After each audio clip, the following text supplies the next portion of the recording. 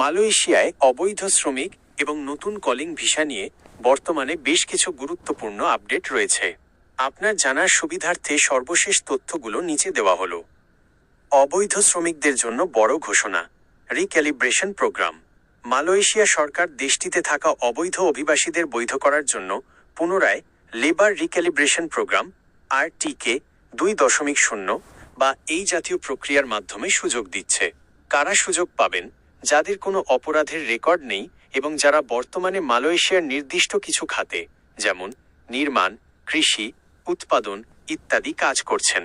খরচ ও নিয়ম: সাধারণত এই প্রক্রিয়ায় মালিকপক্ষকে নির্দিষ্ট পরিমাণ লেভি ও জরিমানা দিয়ে কর্মীকে বৈধ করতে হয়।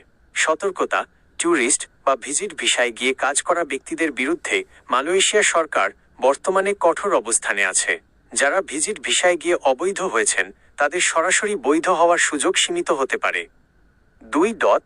মালয়েশিয়া কলিং ভিসা কি চালু? হ্যাঁ, কলিং ভিসা নিয়ে বেশ কিছু নতুন সিদ্ধান্ত এসেছে। আবেদন শুরু 2026 সালের জানুয়ারি মাসের মাঝামাঝি থেকে নতুন করে বিদেশি কর্মী নিয়োগের আবেদন প্রক্রিয়া শুরু হয়েছে। সময়সীমা 19 জানুয়ারি 2026 থেকে শুরু হয়ে আগামী 31 মার্চ 2026 পর্যন্ত নিয়োগকর্তারা বিদেশি কর্মীদের জন্য আবেদনের নথিপত্র জমা ও যাচাইকরণের সুযোগ পাবেন।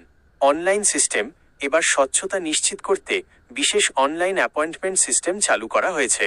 কোনো দালালের মাধ্যমে নয়, সরাসরি অনুমোদিত এজেন্সির মাধ্যমেই নিয়োগ প্রক্রিয়া সম্পন্ন করতে বলা হয়েছে। গুরুত্বপূর্ণ তথ্য এক নজরে। বিষয়: বর্তমান অবস্থা, অবৈধদের বৈধ হওয়ার সুযোগ, শর্ত সাপেক্ষে চালু। সোর্স কান্ট্রি হিসেবে বাংলাদেশ অন্তর্ভুক্ত। কলিং ভিসা আবেদন 19 জানুয়ারি 2026 থেকে আবেদন শুরু হয়েছে। আবেদনের শেষ সময় 31 মার্চ 2026। নতুন বেতন কাঠামো 1 জুন 2026 থেকে নতুন ও বর্ধিত ন্যূনতম বেতন কার্যকর হতে যাচ্ছে। সতর্কতা: মালয়েশিয়া সরকার বারবার সতর্ক করছে যে ভিসা বা বৈধ হওয়ার জন্য কোনো মধ্যস্বত্বভোগী বা দালালের কাছে টাকা দেবেন না। সব লেনদেন অফিসিয়াল লিঙ্কের মাধ্যমে বা সরকারি অনুমোদিত এজেন্সির মাধ্যমে করার চেষ্টা করুন। আপনি কি নতুন কলিং ভিসার জন্য আবেদন করতে চাচ্ছেন নাকি মালয়েশিয়ায় অবস্থানরত কারো বৈধ হওয়ার নিয়ম জানতে চাচ্ছেন?